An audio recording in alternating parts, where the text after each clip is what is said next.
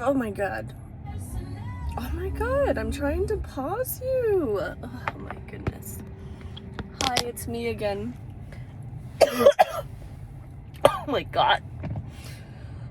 I'm gonna die. Okay. I just thought it was funny because I'm, just last night I was eating ice cream at the gym and now I'm gonna eat some, oh, excuse me, some In-N-Out at the gym. I've been craving so much, their fries are not that great today, burger lately, but I have, since I had a big ass burger yesterday, I decided to do a little protein style, which if anybody ever goes to In-N-Out, I think it's called a double, and then you just have them do a protein style. There's also a Flying Dutchman, which they put the patty, put the cheese, and then they grill the onion. The onion will be like the buns, and those are actually pretty good too. Just another way to be able to do a protein instead of bread. Cheap food. Trying to save money right now, so I'm being very cheap with everything that I do. So I'm eating lunch. I'm gonna go to the Rancho Market because I want to make some tacos tonight for dinner. Cheap, easy. And then I've been craving tacos for a while, so I feel like I want to try to make that. But I just thought it was ironic that I'm like at the gym again, but again eating a fatty ass meal right in front of the gym. It's just more convenient, you know, to eat in your car, and I'm so used to like doing things alone now and like eating alone and being out and doing things alone that it doesn't really faze me anymore. I just do it.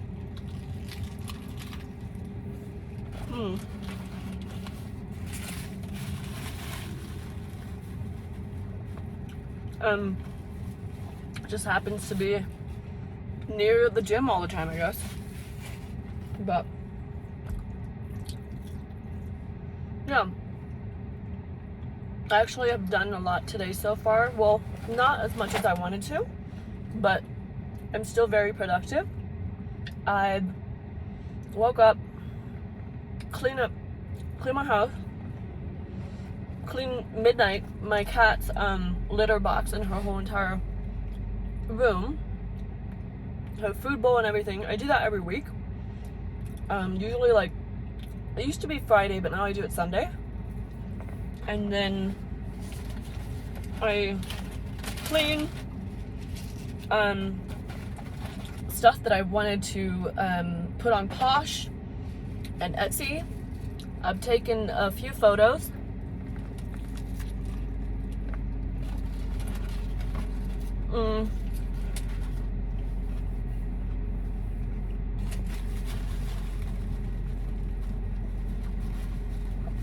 And later tonight, I'm gonna be posting them. And then I did laundry on all the items that I bought to wash them, make sure everything's clean, good to go for the customers. And then I'm gonna start listing them tonight. And if I have enough time left over, I'll work on my POD stuff or start applying for a job. Actually, I might start applying for a job next week. And then I want to do a video about how much I sold so far on Etsy and Poshmark. Of course, it's not a lot, but it's only really been a week since I have all my listing up. So I think that I've gotten some good traction, and I'm loving it so far. yeah. So, just a quick update from how I was feeling last night. Obviously, last night was harder, but trying to make the best of it today by having some greasy food. Hopefully that will make me feel better in a way.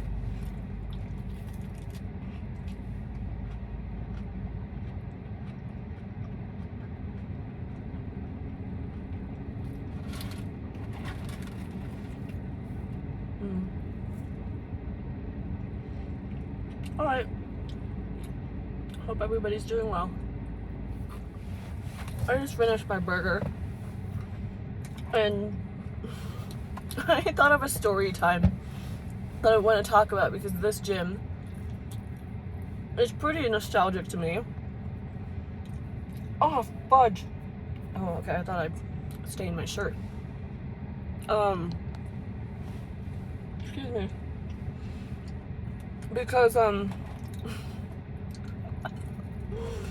I've been coming to this gym for maybe about 2 years now. I used to be like really good about being consistent, you know, at the gym and really locked in. But I'm kind of starting to give all that up. It doesn't matter anymore. So I've been coming here for a while.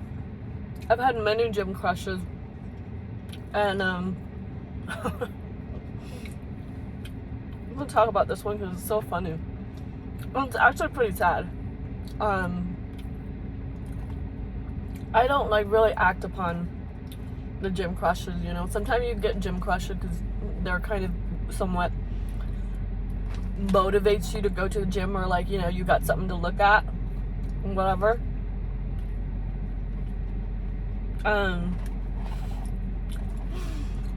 There was this one guy. His name's Joe. Oh shit, maybe I shouldn't say that. Oh, it doesn't matter. I don't think it doesn't matter. And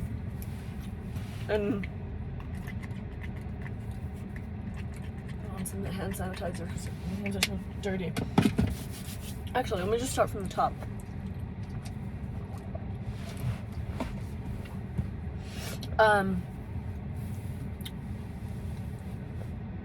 Where do I start? Sorry if I have stuff in my teeth. I'm still eating.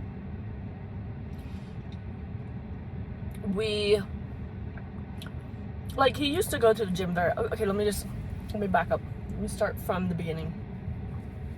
I used to see this man really late, because I get off work and I would come to the gym like around 5:30 or even 6:30, so pretty late in the day.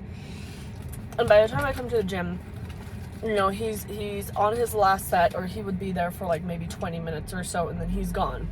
So I don't really, you know, talk to him, but like, you know, we made eye contact here and there, and we never talked, but you just kind of notice someone across the gym, you know, that's it. If you ever had gym crushes, or if you've ever been to a gym and you make weird eye contact with people, it's kind of the same situation with everybody. But with him, you know, he really isn't really the type that I normally go for, like just super like gym bro, like super like buff, like roided up, right, and then tattoos all over, even on his face. He just looks a little intimidating, and again, not normally the guys that normally I go for, because they're not into me either, so I don't really go for them.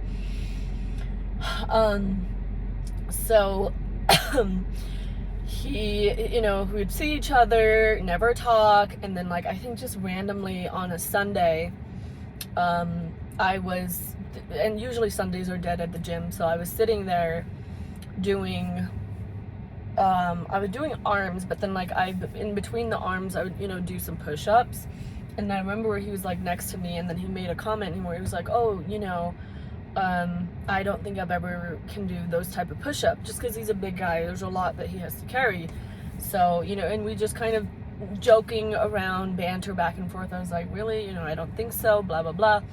And so it was kind of a little bit of flirting, and then kind of from that point on we just kind of started talking, right? Like here and there would say hi, or like we make eye contact, or like wave or whatever. So we kind of have that sort of interaction from that point on. And so you know, I would like to think that I'm very good at, like, I'm very instinctive, and I have a pretty solid intuition. Like when something tells me it's right, you know, I know that it feels right, or when something is wrong, you know, my body tells me, okay, that's not right, or that's wrong. And so I'm a pretty intuitive person. So the vibe that I was getting was, you know, he's probably into me too. Like we were conversating, and like the way he talks to me feels like he is also trying to get to know me as well. And so this goes on for a while, right? For maybe 3 or 4 months. And he doesn't come as often anymore. So the days that I normally see him, I guess, would be like maybe a day during the week, and then usually on Sunday. So, and then he also works really crazy hours.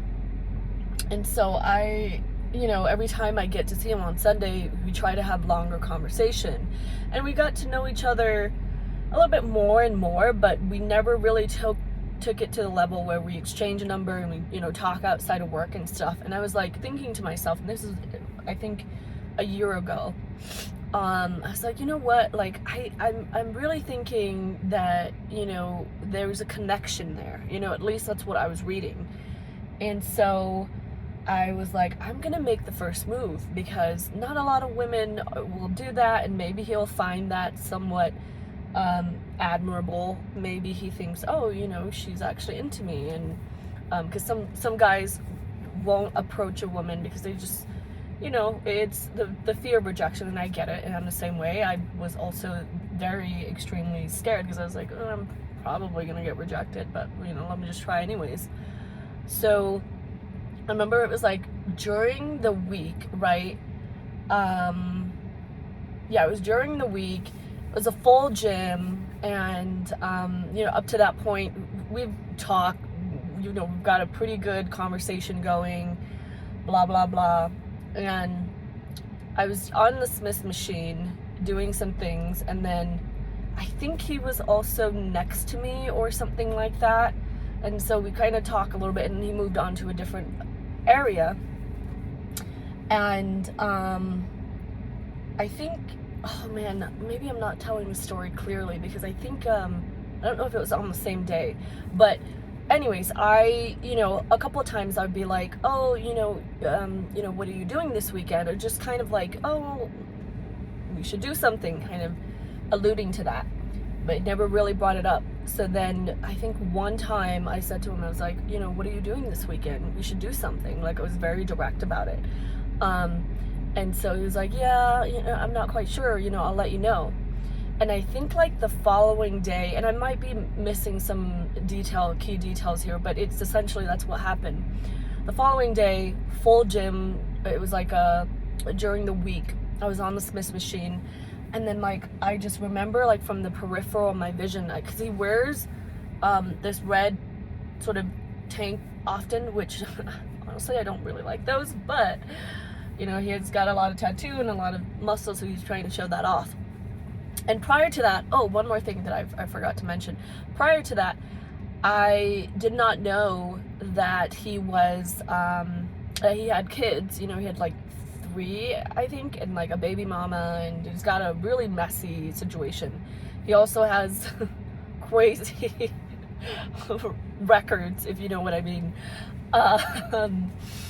So, what am I doing?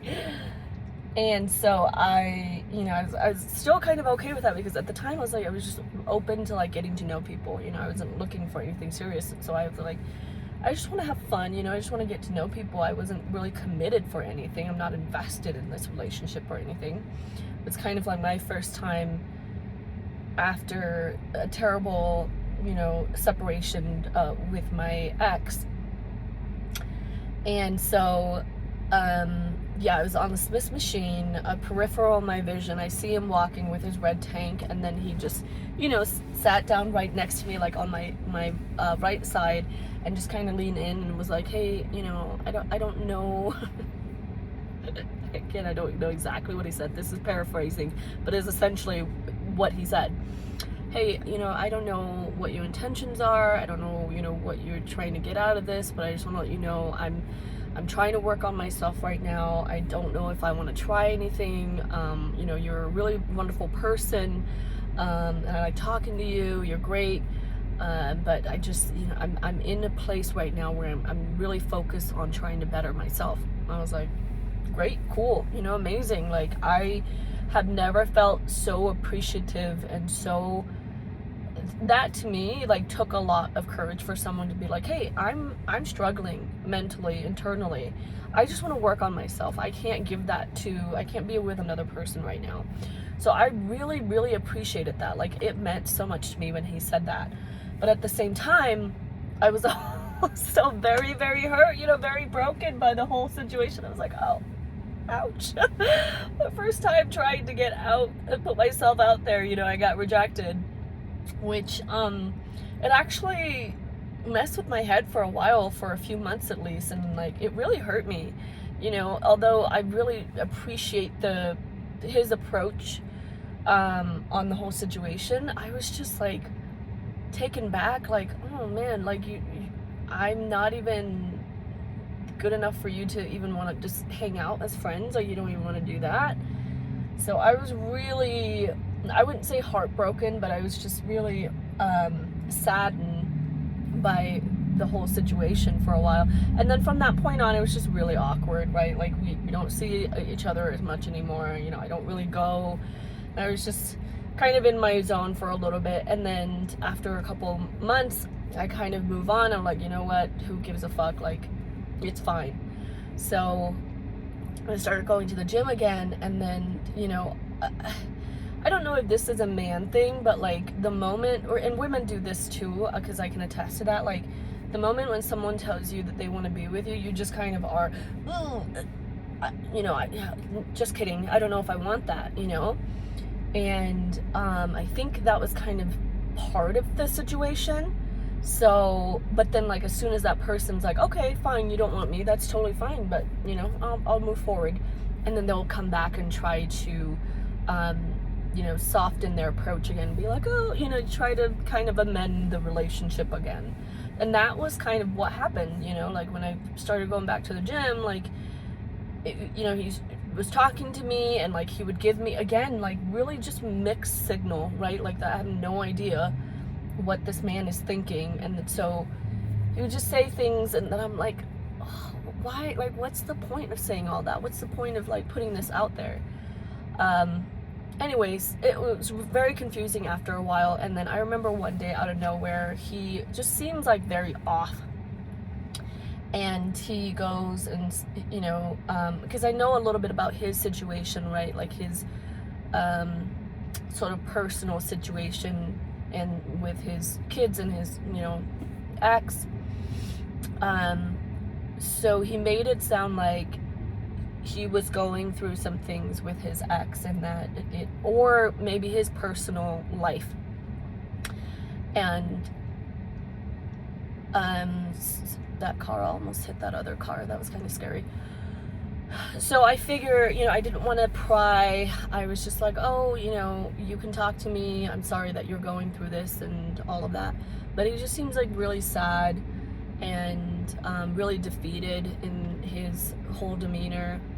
And then from that point on, even though like I fully like was open about like, hey, I can be your friend, it's fine, like you can talk to me, like I'm okay, I understand you rejected me, but I still, it's fine for you to be talking to me and asking me for advice.